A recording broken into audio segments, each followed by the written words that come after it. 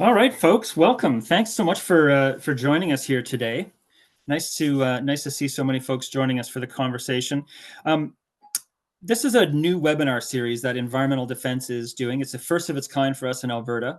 It's called Transition Talks, and it's an expert-driven webinar series for Albertans by Albertans on how we can guide the energy transition in our province. My name is Stefan Legault. I'm the Senior Manager for the Alberta Energy Transition Campaign here at Environmental Defense Canada, and I'm really happy to welcome all of you to today's conversation. We're going to be asking the question today, is Alberta a clean energy superpower? If you don't know us, Environmental Defense is a leading Canadian advocacy organization that works with the government and with industry, with individuals to defend clean water and a safe climate. Quick little bit about me. Some of you know that I've been around the province for more than 30 years now as an advocate for conservation and the environment. I worked for an organization called wildcanada.net and then for Yellowstone to Yukon. And in my spare time, I write light stories and books. Very glad to be hosting this conversation today on what has become, I think, one of the most important questions defining Alberta at this time. The Alberta Energy Transition Campaign is focused on developing a comprehensive, pragmatic, and bipartisan energy transition strategy for the province. And then we're backing this up with our involvement in the tar sands tailings campaign, the abandoned wells campaign, and the coal mining campaigns, all so that we can build a powerful voice for energy transition in the province. So far, in the last year that we've been working on this, we've recruited about 10,000 Albertans to join us as supporters. And these people have sent thousands of letters and made dozens and dozens of phone calls to decision makers. Now, this is your first opportunity to get involved in our conversation today. If you want to get involved, you can sign a letter to the Smith government demanding an end to the rollbacks in the energy sector that focus on renewable energy. As many of you know, the province put a moratorium on renewable energy. And when that moratorium was lifted around a year ago, there were very restrictive and punitive measures in place preventing a lot of new renewable energy development. We're very concerned about that, and we're asking you to click the link that you can see in the chat to find out more and send your letter. Now, before we jump into the topic, I want to acknowledge the land that I'm calling in from today is Treaty 7 territory. In the spirit of reconciliation, I want to acknowledge that we live, work, and play on the traditional territories of the Blackfoot Confederacy, which include the Siksika, the Kainai, and the Piikani nations, the Tsuut'ina, the Stoney Nakoda nations, which is Chiniki, Bearspaw, and Goodstoney, as well as the Métis government of Alberta, Districts 5 and 6, and all of the people who make their homes on Treaty 7 territory. With us today, we have a couple of guests. First, I'd like to welcome Rajagopalan, who's the Alberta Director of the Canadian Renewable Energy Association, and Dr. Melanie Thomas, who's an Associate Professor with the Department of Political Science at the University of Canada, or University of Calgary. Thank you so much, both of you, for being here and welcome. Now, some of you may not have been present during the recent pandemic, and so you might not be as familiar with the goings-on behind the scenes of Zoom. So I wanted to explain just quickly how you can interact with us on this live webinar and ask us your questions. Down on the bottom of your screen, you'll see a button called Q&A. And all you have to do is hit that button and type in your questions. And our team will then relay those questions to me for the end of our presentation. We usually get a lot of questions on these sort of things, and we may not be able to get to them all. Terribly sorry if that's the case. I don't even have a mug, a CBC mug, to send you if we don't get to you on cross-country checkup here. But we will try to get to as many questions as possible. So I'm going to just do a quick overview of our Alberta program now, so that we get a quick sense, a little sense of what is the backbone of our work here in Alberta. An energy transition, we're going to talk about energy transition a lot. So this is our working definition, has come out of a book or anything. An energy transition refers to the systematic replacement over enough time not to cause severe economic and cultural damage to fossil fuel-based economies with renewable energy sources, while supporting diversity, equity, and inclusion of all peoples, communities, and societies. That's our working definition. There's lots of definitions out there, but that's the one that we're starting with. When it comes to an energy transition in Alberta, there are two main places that we're going to be focusing on. The first is energy exports. Currently, most of our energy exports are bitumen from the tar sands, as well as some conventional and a fair amount of natural gas. And this, of course, is the main revenue source for the Alberta government from the oil and gas sector. And we'll talk about that in a second. The second theme is domestic energy products. Currently, Alberta uses about 17% renewables, then the remainder is mostly natural gas, and that's used to generate electricity that fuels our province. The challenge with the first category, this energy exports, which we depend on for revenue, is that it's a real roller coaster ride. You can see in the chart before you the share of total revenue into the Alberta budget from non-renewable resources since 1970-71. That's when Peter Lougheed was elected. He did a major royalty review. And then shortly thereafter, we had the OPEC oil crisis, which led to just an enormous amount of revenue coming into the Alberta coffers from non-renewable resources. As you can see, as you go along the pathway here that the orange line follows, it's never been that high since. We've sort of been stuck in the 20 to 30% range right now. Over the last couple of years, we've been hovering in the 30% range. For 2025, the budget looks like it's going to be 26 or 28%. But that still means that $1 out of every $4 that we spend on healthcare and education and everything else that we rely on as citizens of Alberta comes from oil revenue. On the domestic side of things, we can look at the generation of renewable and non-renewable energy in this province. If you squint at this chart and kind of look at it sideways, you can see that the green line and the blue line do get closer together over time. The blue line represents non-renewable energy sources for our domestic use, so lights and heating, and the green line represents renewables. We've gotten up to about 17% of our energy in Alberta coming from renewables. Not bad, could be better. It's slow progress, and it's being severely hampered now by the renewable energy restrictions. When we look across the spectrum, and a lot of the work that I've been doing over the last few months is looking at how other jurisdictions around North America and around the world are managing the energy transition, it's really interesting to look at analogous states in the United States that are heavily dependent on oil for their GDP, but that have really taken leadership roles in domestic energy diversification. So a good example is New Mexico, the chart that you see there, but there's others, Texas, Oklahoma, Colorado, all have very similar charts. And you can see that despite the fact that New Mexico depends on oil and natural gas for much of its revenue, it has done an enormous amount of work to diversify its domestic use of renewables. More than 60% of New Mexico's power now comes from renewable energy. And this is the second most productive state in the union for producing oil and gas. Part of the reason why these things are important, and one of the things that's keeping me awake at night these days, is that Alberta depends on oil and gas for, again, 1 in 4 of its budget dollars, and a big part of our gross domestic product. As the world makes this transition, and it is making this transition incredibly quickly, more than 30% of the global energy is now being generated by renewables. And in Europe, it's well over 40%.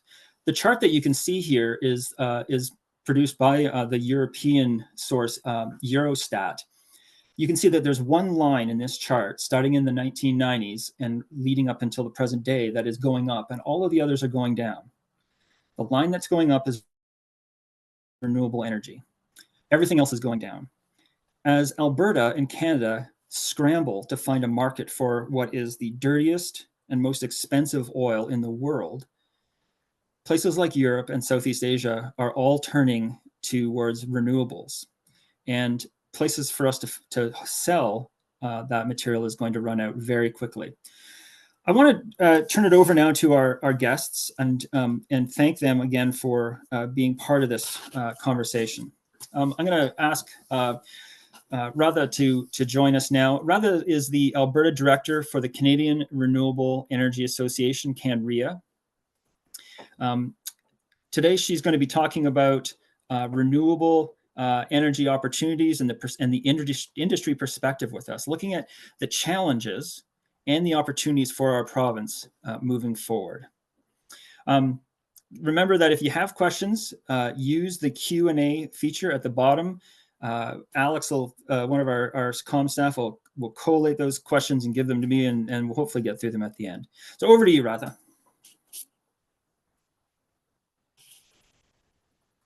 Sorry, I was just finding the audio button there. Yeah, Thank no you, worries. Stefan, for the introduction there. So as Stefan mentioned, I'm with the Canadian Renewable Energy Association, and I'm here to talk to you a little bit about what the industry has experienced over the last little while. Stefan mentioned the moratorium, which has had an impact on our members and the work that we do. So I just thought I would give you a little bit of an insight into what that is. But just before I do that, just a bit about us, CanREA. So the Canadian Renewable Energy Association is the voice for wind energy, solar energy, and energy storage solutions that are going to power our energy future. Since we started, well, we were two organizations before we became this organization. So we were both the Wind Association and the Solar Association, and we joined in 2020. And so for the past 5 years, we've existed as CanREA. And during that time, our installed capacity across the country has increased. So we're doing pretty good across the country, 56% or nearly 7.6 gigawatts of energy. And as you can see, there's lots of both wind, solar, and on-site solar. And then we've also planned over the next few years to install a fair bit across the country as well. And that represents almost 30 billion in investment. So Canada has some 300 plus projects of wind, a couple hundred projects of solar across the country, and 96,000 of on-site solar. So we're doing pretty well across the country, but what does that mean for Alberta and what does that mean for us here? I think the moratorium is going to probably change what the outlook is going to look like for Albertans, and there's both policy and market implications for what the changes are. And so I'll get into a little bit about what those are. The market, so the energy market across all generation types is going to change.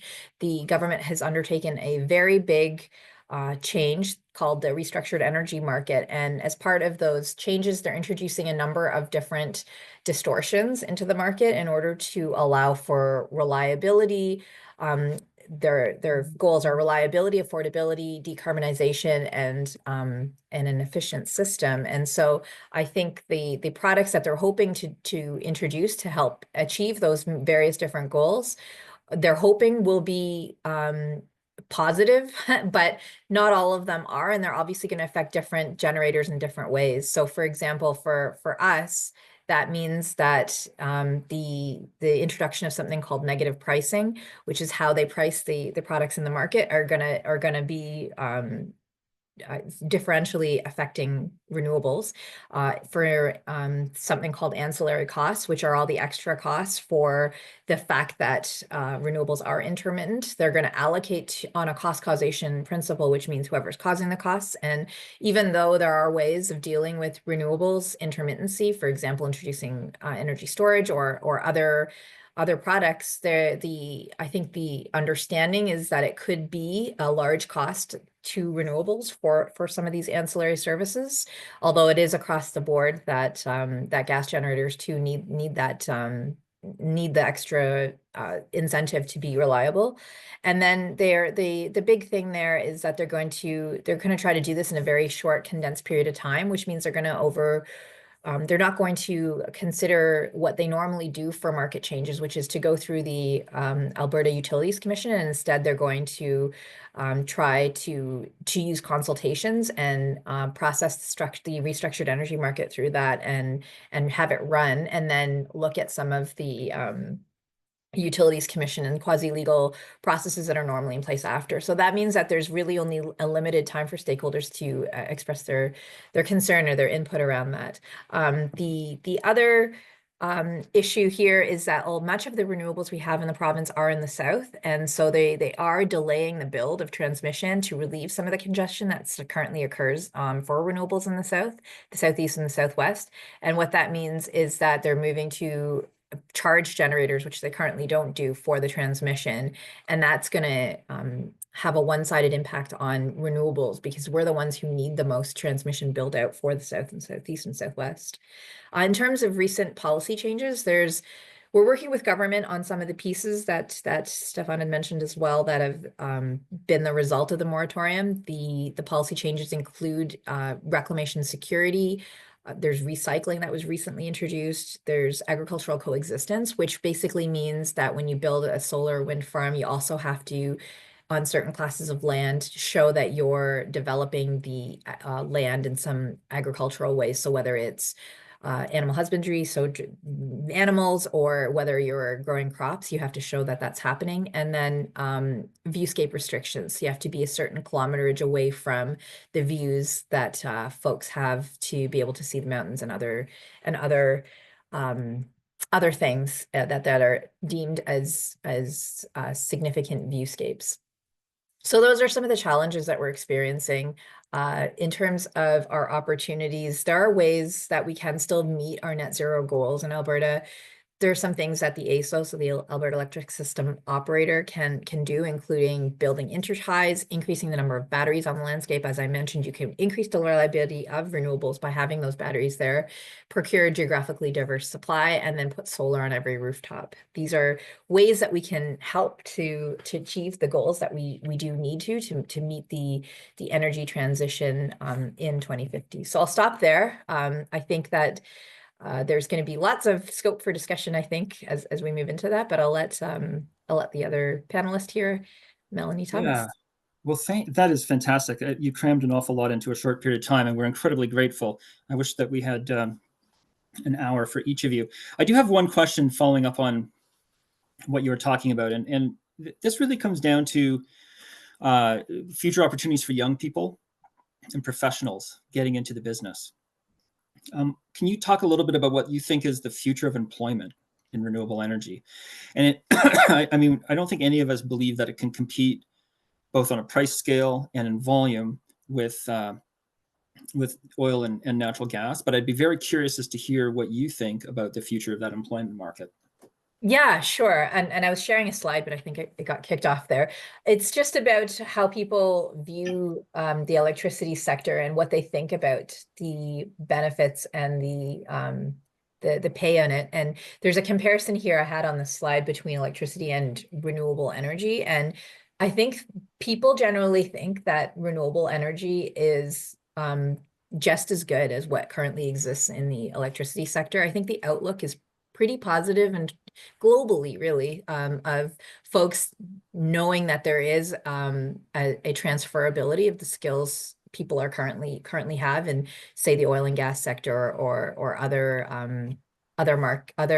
generation types, and I think that there's a large scope for folks to be able to transition into there. There's a role for government to play in providing the resources to enable some of those transitions, to enable the skill set differences. But a lot of the skills that are being used in the non-renewable space are definitely transferable to the renewable space. Thank you. Yeah, this could end up being a topic of conversation for a panel in the future, because we're very concerned about making sure that as we do this transition, that people don't get left behind. And there's about 135,000 people that work in the oil and gas sector, many in the field, but also many in downtown Calgary. And figuring out how that transition will work for those people is is really important. Well, again, thanks for that. Stick around. Obviously, we're going to have some questions. For those of you who are just joining us, we've just heard from Radha Rajagopalan, who is the Alberta Director of the Canadian Renewable Energy Association, CanREA. She helped us go a little bit deeper into the energy transition by understanding the renewable energy industry's perspective on opportunities and challenges for the province. Thanks again. Next up, we're going to talk with Dr. Melanie Thomas, who is a political scientist from the University of Calgary. Melanie will help us to contextualize the political landscape of Alberta's energy transition and the public perceptions. Again, if you've got some questions, use the Q&A link, and those will get transferred over to me, and I'll have a look at them. And when we're done, we can get through as many questions as we can. Meanwhile, Dr. Thomas, over to you. Thank you very much. I've got my slides up there. So just by way of background, the part of my research that I want to talk to you about today is focusing on how folks think about the moving away from oil and gas and moving towards renewable energy part of transition. Our project to situate it so you understand where we're getting our evidence from. We've done several data collections in Alberta, and we've also done several data collections in Canada, treating British Columbia, Alberta, Ontario, and Quebec as emblematic of Canada, but also with a large enough sample that we can treat them as standalone countries. We have reasons for why we picked those 4 provinces. Initially, it had to do with carbon pricing regimes, and then elections happened and changed all of that. But I think if we're talking about how to get a kind of handle on where Canadians are in general, and particularly if we want to highlight how different, in theory, a place like Alberta is, those are the places that we would want to look at. So as you can imagine, with what I've got on the screen here, there is this kind of idea that there's this emotional connection to this idea of oil and gas, and that this idea of like identity and things along these lines. I think people would expect that Albertans in general would be opposed to energy transition. But in looking at our evidence, the answer is like, no. Basically, if I can be as blunt about it as that. We treat these things as separate because if we were going to ask about like, how do you feel about moving away from oil and gas and moving towards renewables, it's a double-barreled question, so we ask about them separately. And what we see in asking how Albertans, like regular folks, think and feel about oil and about renewables, they really like them a lot, to the point where if we're talking about this in a statistical sense, we have ceiling effects, as in it would be very hard to get the support higher. Another way of talking about this in terms of stats is that we don't have a lot of variance. People agree, and the support is high. Support for the conventional oil and gas industry as we have it, it's still, majority support, not just in Alberta, but elsewhere, but it's a bare minimum. So we're looking at like 85, 87% for moving towards renewables, and like the kind of like oil and gas status quo, it's more close to 50-50. I think this is important to keep in the mix because of, and I can see it coming up in the chat about how the provincial government and how it is talking about renewables. The public opinion and elite rhetoric are not the same thing. We've got lots of evidence to suggest that. So what this means is that when we look at things like opposition towards moving towards renewables, we don't have a lot of things that increase it because it's pretty much already as high as it can get. And that holds in Alberta as it does elsewhere. The things that make people more likely to think that they don't want to do the transition, and especially to show some skepticism about renewables, is the top predictor is economic values. So we would, if you think about Ronald Reagan, you're in the ballpark about the kind of like basket of values that we have here. It's the idea that when business makes a lot of money, everybody benefits, including the poor. The idea that government should leave job creation to the private sector. Though the more people like lean into a really hard neoliberal kind of market conservatism setup kind of thing, the more likely they are to oppose energy transition. This we can shift in an experimental context by pointing out how much money is to be made in renewables, but not by a whole lot. But still, that's the top thing that pushes people away from wanting to engage in an energy transition.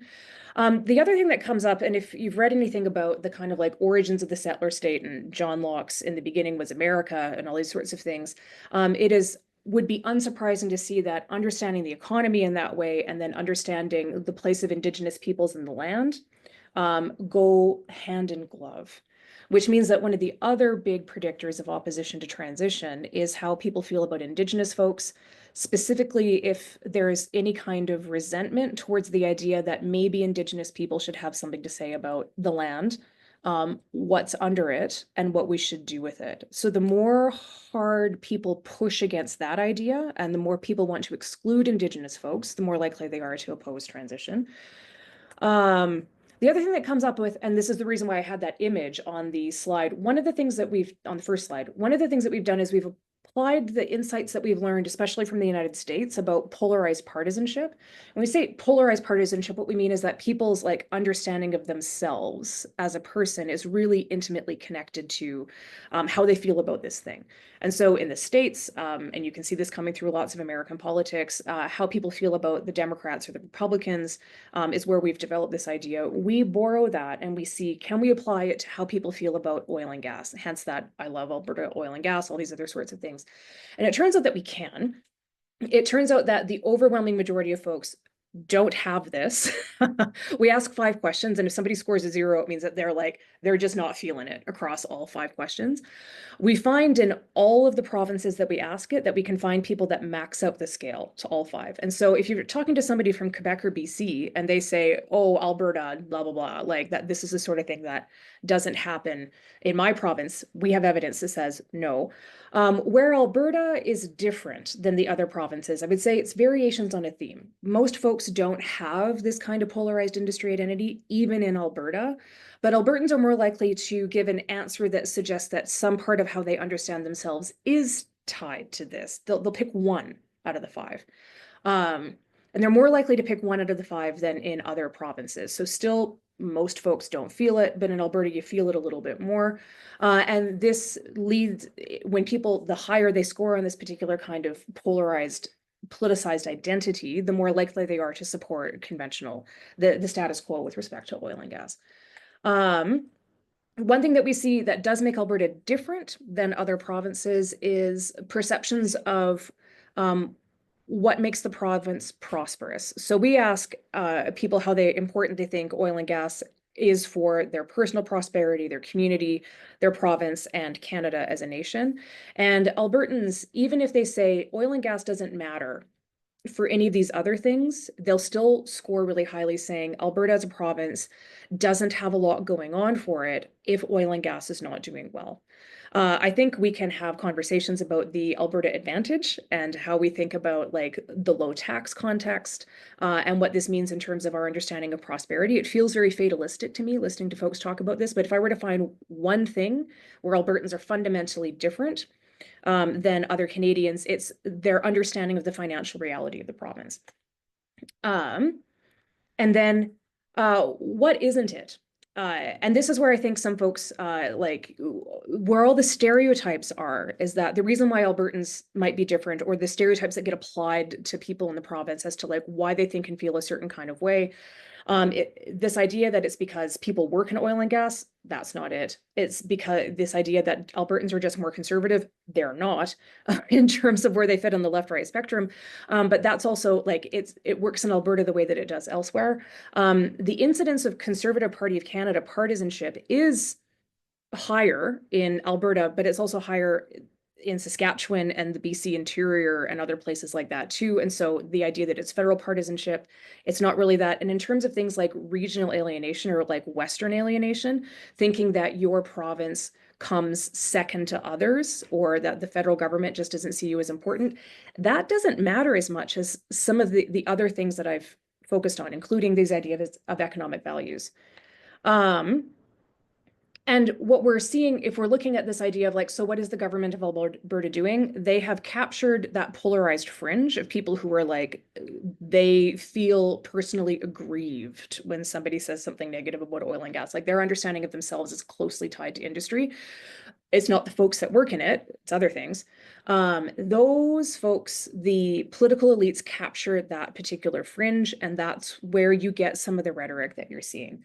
To show just to show you what this looks like, this is looking at how people think and feel about energy transition with respect to oil and gas conventionally is on the left. Renewables are on the right, and the top graphs are like that polarized industry identity, looking at this oil and gas status quo and comparing industry identity to working in oil and gas to living in Alberta. And I would just point out, look at how living in Alberta, it's not different. These estimates are the same. For oil and gas and for how you think and feel about renewables. And look at how much higher the support is for renewables than the oil and gas status quo. Same thing, same estimate for oil and gas status quo based on working in oil and gas versus not. And look at how that polarized industry identity about like oil and gas is integral to me as a person, that doesn't do anything for support for renewables. It's high for everyone. Where we see it work is in support for renewables there. I have lots more. I'm over time, and I have lots more that I can talk about as well. So I'm very happy to take your questions. I have more slides if people want to see more math and more evidence. I'm always happy to show that More stuff. math, more math. I mean, it depends on what folks' appetite is for these sorts of things. Melanie, thank you so very much. As always, I come away from any conversation with you wishing that I had more time as well. And in fact, you probably don't know this, but I'll tell everybody this. The only time I've ever been late for a business meeting ever was after you and I sat in a coffee shop in Calgary and talked for like 3 hours about this stuff. And I suddenly realized, oh my God, I am so late. Something else to do. So thanks for that. So I want to dig into something that you were talking about towards the end. Mhm. You gave a bunch of statistical reasons why there's pretty even ground in Alberta around how we feel about these things and what our attitudes are. And it's not about our the political polarization. So if you'll pardon me for the blunt question, then what the hell is it? Why is this conversation so difficult? And I'll throw one thing out. A few years ago, the ratings company Moody's put out a report in which they said that renewable energy is an existential threat to the oil and gas business domestically in Alberta. And that report obviously made its way into the Premier's office, and we speculate that that may be part of the reason why the Premier and her cabinet have been so tough on renewables and so lax on oil and gas. What do you think? I think there's a couple things going on. In general, I would say the thing that if folks took one thing away from this, it would be that this idea that people move to Alberta and there's something about this place that makes them think and feel a certain way about anything political, that isn't happening. The stereotypes about regionalism and the work that regionalism does in terms of Canadian public opinion engages in the ecological fallacy a lot. And so what we have is this paradox where we cannot find systematic differences in the values and beliefs of Albertans compared to other Canadians. It's very much variations in the theme. As an aside, the big differences that we have seen consistently are on between Quebec and everybody else about how much should be done for Quebec. I suspect that folks who remember both Meech Lake and the Charlottetown Accord will find this surprising. Not at all. So like thus continues that particular theme. But when it comes to other sorts of things, like the paradox is that you've got political elites in Alberta that push a rhetoric that does not seem to be supported with public opinion, and yet they also don't seem to face an electoral cost with it. So what's going on with it? I think that there's a couple of things. I think part of it is that it's one thing for Moody's to say that renewable energies are an existential threat. I remember Standard & Poor's being given information by Indigenous folks saying, like, Canada shouldn't have a AAA credit rating because it's Indigenous folks that actually own all of the the money, like as in like if the land is actually Indigenous land, then Canada doesn't have anything to support its economy. And like their rationale was like, sure, but like what army's going to call in that debt, right?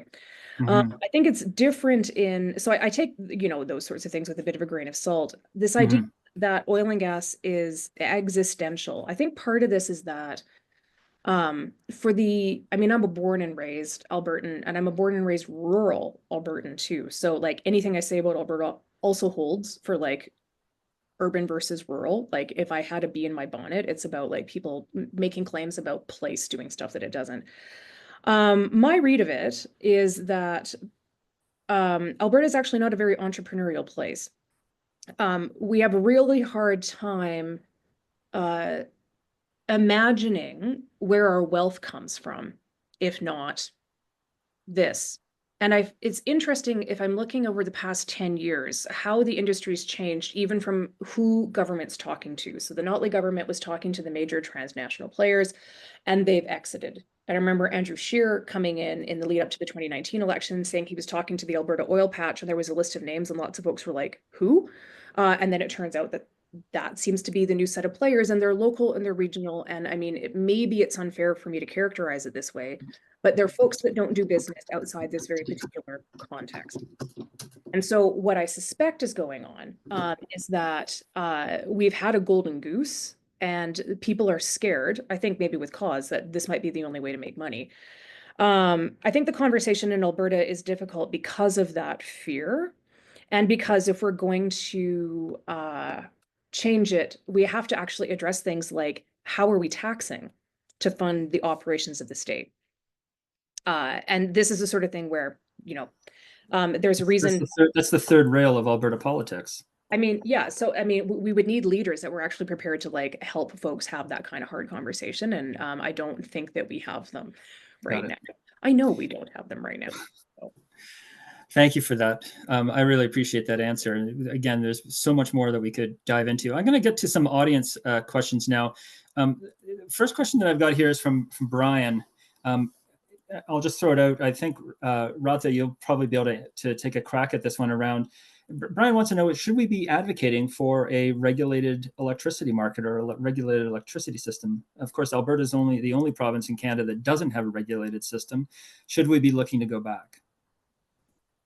That's an interesting question. It's true. We are the only energy market, so we are quite different from everyone across the country, and that makes it challenging when we're restructuring our energy market to look at other examples within Canada. That's just not possible. So we are looking at other markets that are energy only, including the ERCOT market in Texas.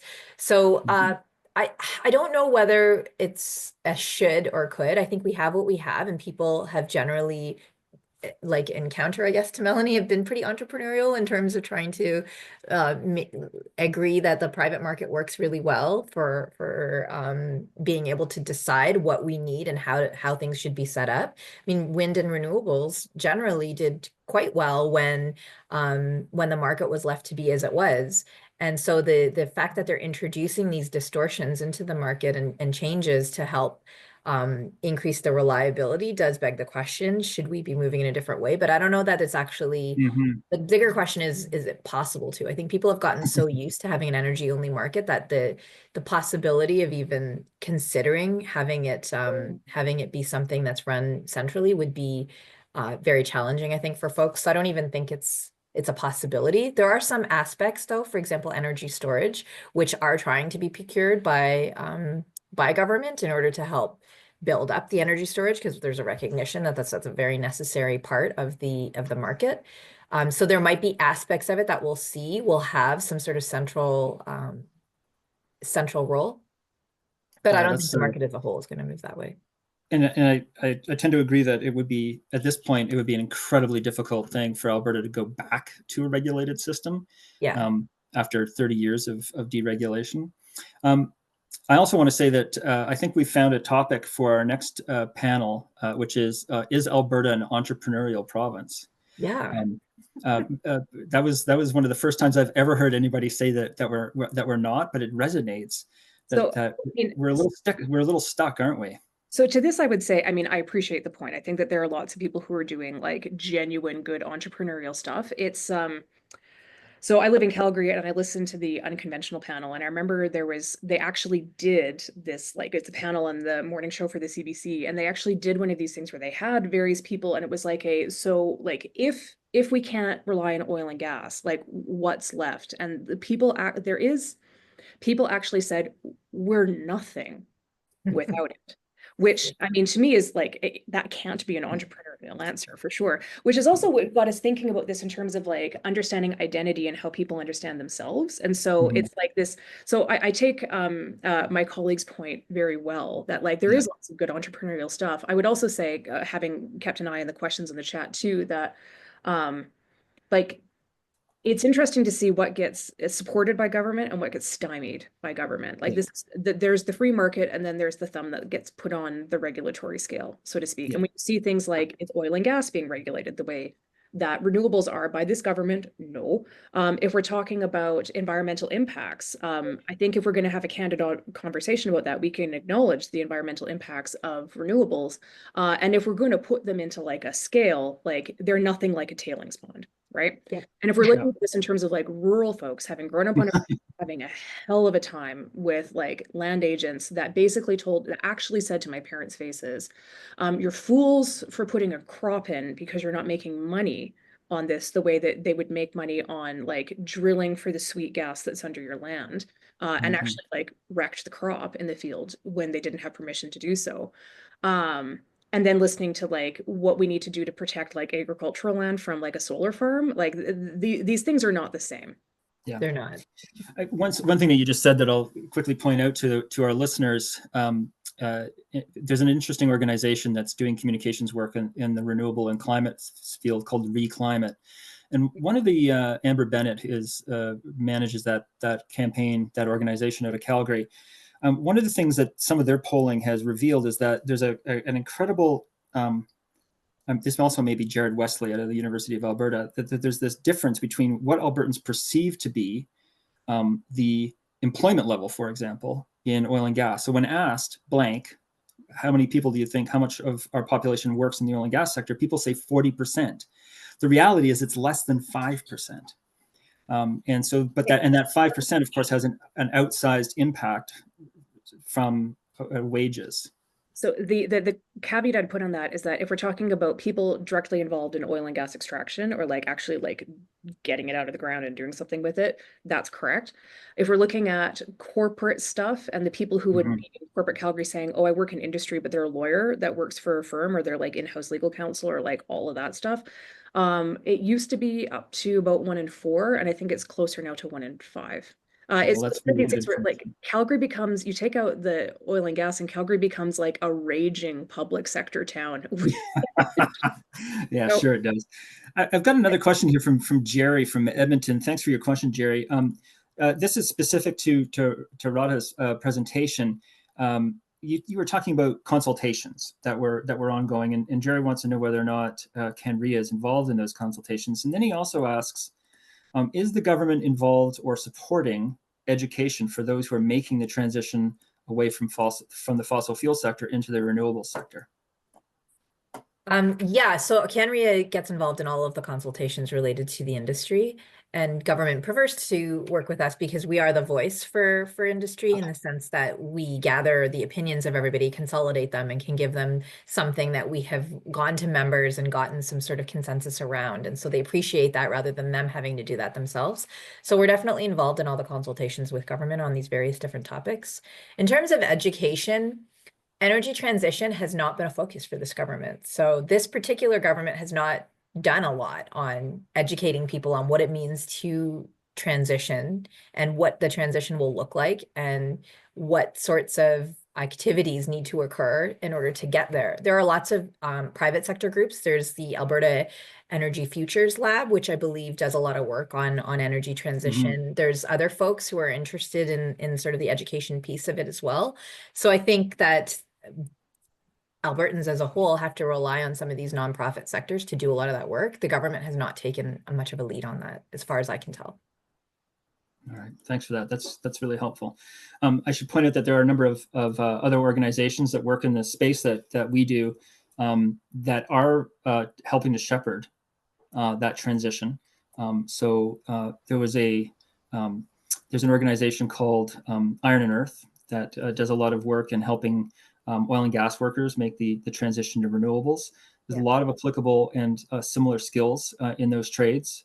In particular, if you're an electrician, a plumber, or a pipe fitter, you're going to find that there's lots of work in renewables. The challenge right now is that the renewable sector can't find enough skilled tradespeople to do the work.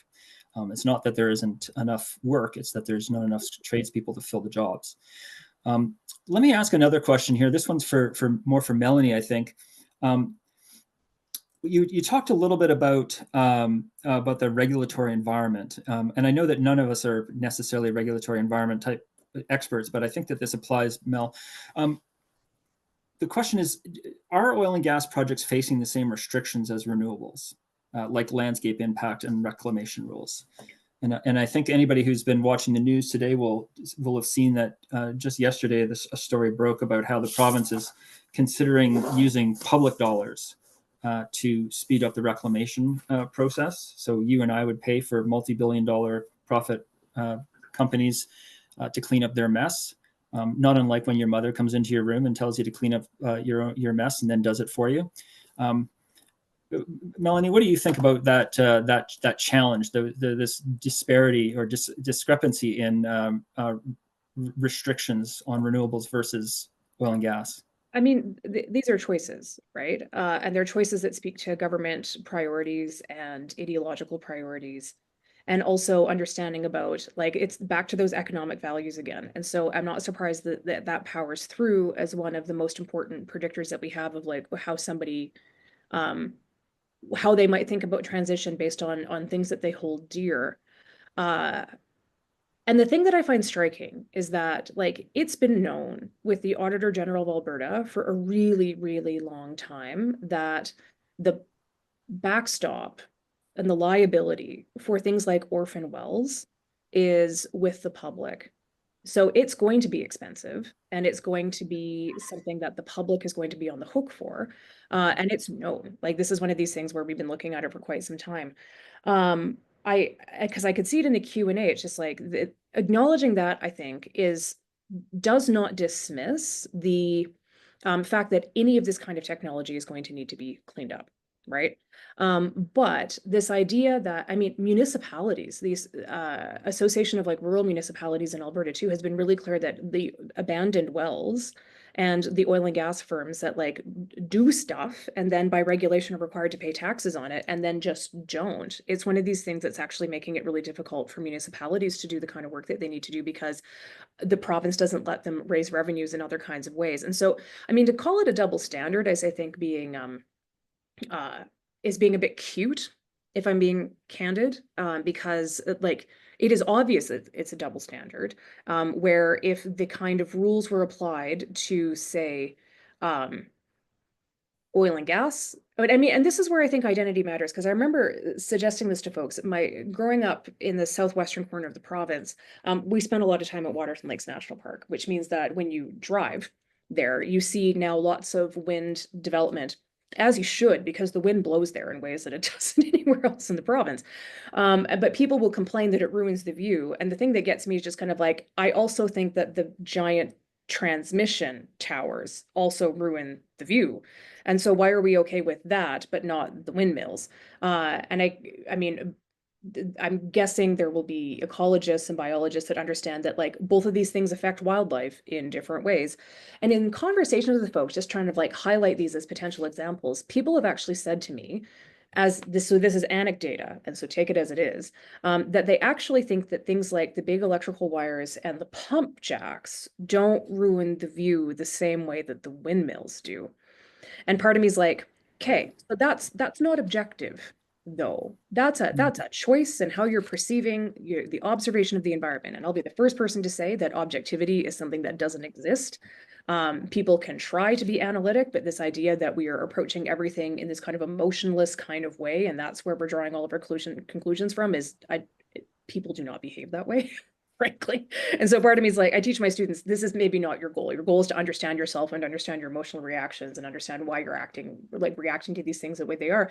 And so for folks who are saying like, I don't like the windmills, they're ruining the view. And then they turn around and they say, but the electrical lines and the pump jacks are fine. It'll be kind of like, what's the core of the thing that's making you feel that way? And is there a bias underneath that? Like, there's got to be some kind of bias built into that emotional response. Well, I mean, I would define bias as an empirical researcher as like there's the way that like there's the reality of something, and then there's our measure of it or our perception of it, and the bias comes in the difference between these things. And so I would say that people have, I would rather call what some folks call bias, I would call preferences. And I think this is why we need to be having conversations about preferences. I suspect the reason why the provincial policy looks the way that it does is that there is a preference for the industry as it is. And that might be because of money, that might be because of other sorts of things. I have a sneaking suspicion that one of the reasons why we don't have like more support for renewables is because you can't levy royalties on the sunshine. That's right. That's right. And so like the more we move into renewables, the existential question again for like the province of Alberta and the state apparatus is, so where are you going to get the money from to, because Albertans, it's not that we're fiscally conservative, it's that we're tax adverse. We want all of the nice things. We want to not pay for them. Royalties. I'd like to just add one thing. I think Yeah.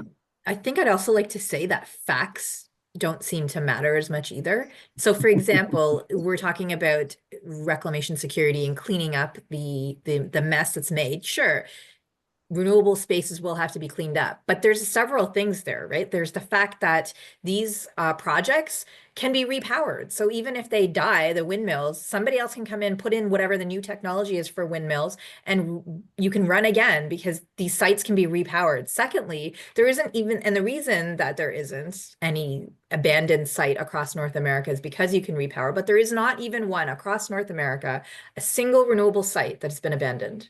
And that's a fact that doesn't get, I think, circulated or known well as much as it should be, because that's kind of important. We're sitting here talking about all these abandoned wells, all this oil and gas infrastructure that's out on the landscape. There's not even one site of renewable energy that's been abandoned because there's value in it.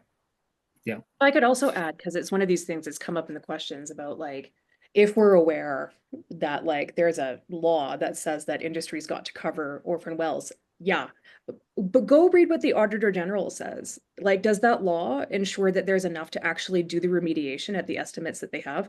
No. Does that law actually have the teeth that it needs to force industry to do it? No. Even if it did, is the provincial government using it that way? No. There's a reason why the Auditor General has been like alarming that in terms of the liability to the public for years. So yeah, we're aware. This idea that like the public is somehow getting out of dealing with the orphan well problem is risible, precisely because like the government's known about it for quite some time. Industry's known about it for quite some time. And if I were betting, I would bet $10 that industry knows that the Alberta state is not actually going to come and call in the debt the way that it's supposed to. Let me ask a question. Glenn's got a question here for Radha, asking about provincial interties. And for I'll just give a 30-second explanation of what a provincial intertie is for those of you who aren't familiar. Alberta, of course, has a deregulated grid. Our power lines tend to, while they are supposed to cross at the borders between Alberta, BC, Manitoba, and Montana, they don't do so as well as they should. We're having a very difficult time importing power from places like British Columbia, which are eager to sell us electricity and are eager to buy renewable electricity from us. The question that Glenn brought up, Radha, is do you support the National Farmers Union's proposal to connect the prairie provinces with transmission lines, interties, to maximize solar, wind, and hydro? Do you have an opinion on that? Yeah, our association hasn't gone out and surveyed the group yet, so I don't have a CanRIA opinion on that. I think generally interties are good, and we do support interties and what they do and how they get our product out to market. So I think that that's important to have interties. They do solve some of the problems that we experience in Alberta, so they're important. Whether we support that particular line or not, I don't have an opinion about that right now. It's certainly something we're considering as these tariff issues and what's happening down south are becoming live and are impacting us in various different ways. So I'm sure this is going to be something that's going to come up. Alberta hasn't been as affected by the tariffs electricity wise because of the way our market runs and the energy only market that we have here. and the way we procure it. We're not centrally procuring it. It's individual companies that are participating in the market. So it is a bit different. So it hasn't impacted us the way maybe it has other provinces, but it's certainly something I think that would be important to gauge from our membership as time goes on. Thank you for that. I've got one last question that I want to ask to the both of you. There's a bunch of other questions that we didn't get to, and thank you everybody for your fantastic participation in this conversation. This one is particularly interesting to me as somebody who's going to develop a strategy and then try to convince whoever's in government to implement it. And this speaks to one of my big preoccupations these days. How do we convince Alberta's government that oil and gas revenue will decline globally as consumption declines? China has peaked in the last 2 years. Europe peaked long ago. How do we convince Alberta's government that oil and revenues are going to decline and that we need to be looking at different ways of paying for goods and services in our province? You don't. Okay. It's not about facts. It's about power. So you want the provincial government to do anything? Either we need to continue moving away from like a one-party dominant system, which like if you look at like Alberta joining Confederation to literally 2015, we would do this cycle of like long stretches of one-party dominance in government, which meant that like, so if we go back to that, the thing that would need to be done is that you don't win with facts. Like academics are so bad about this, where it's just kind of like, hey, but I have the best argument, and it's just like, that doesn't matter. What you would need to do is to convince whoever that like dominant one party that they need to do it because that's how they stay in power. The alternative is if we have a competitive two-party system, which we might not, we need more time to figure out if that's where things are developing, and that would make us look a lot like other Canadian provinces.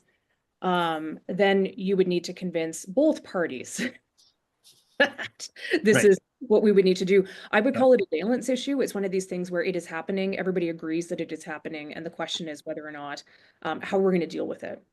Right. I want to see if Radha I want to chime in on this before we have to go.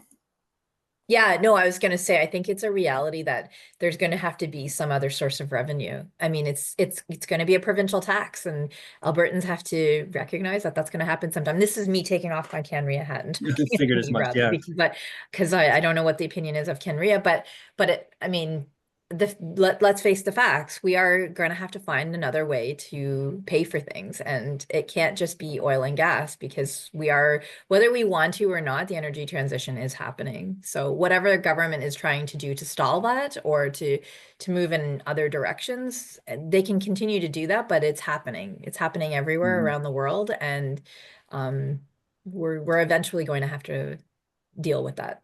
I could not have written a better closing line for our all too brief webinar. Thank you so very much for that.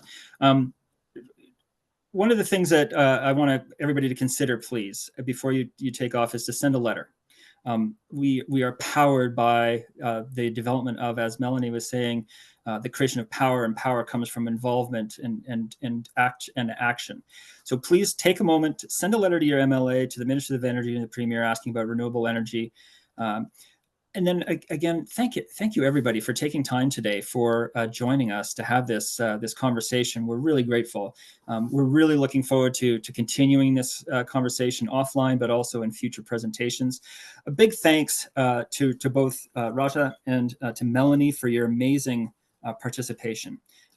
Really grateful for your expertise and your insights and the clarity of your remarks. Finally, keep in touch with us at Environmental Defense. You can follow us along on Facebook and on Blue Sky and on Instagram. You can see our handles there. They're up on the screen very much.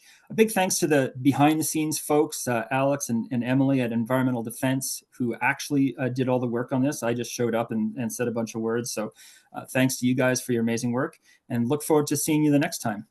Thanks very much, everybody, and have a great, great day.